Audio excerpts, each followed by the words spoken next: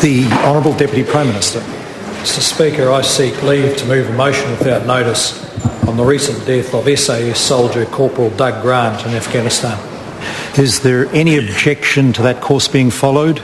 There is no objection. The Honourable Deputy Prime Minister.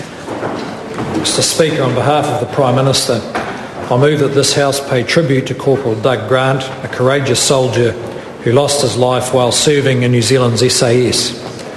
Corporal Doug Grant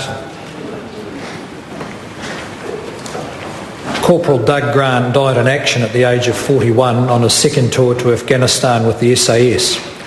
We mourn the loss of Corporal Grant with a very heavy heart. New Zealanders are rightly very proud of our Special Air Service soldiers. They are among the bravest, most resourceful and most resilient soldiers in the world. We all grieve when we lose one of them. Corporal Grant's death is a reminder of the dangers the New Zealand Defence Forces personnel face while serving in Afghanistan. They carry out an important role with great professionalism and courage.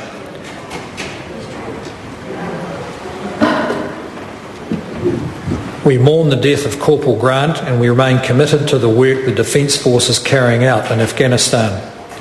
Corporal Grant was a man who exemplified the Defence Force's values of courage, commitment, comradeship and integrity. He recognised the dangerous and volatile conditions he was facing in his work, but he wanted to be there anyway. He had absolute faith in the work of the SAS and he knew he could help the Afghan people. Above all else, he loved his family, his wife Tina and his 2 young children.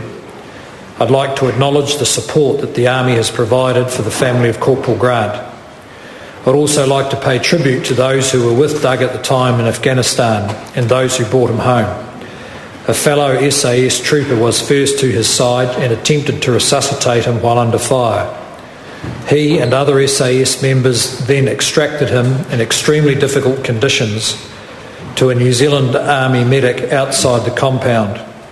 Together they got him to a medevac helicopter provided by the US team to transport him to hospital in Bagram.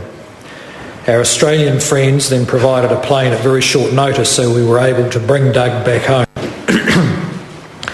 I'd like to thank everyone who helped rescue him and bring him home. I know that the SAS will continue his good work in his memory. Today, the members of this House honour Doug's sacrifice. Our thoughts remain with his family and friends.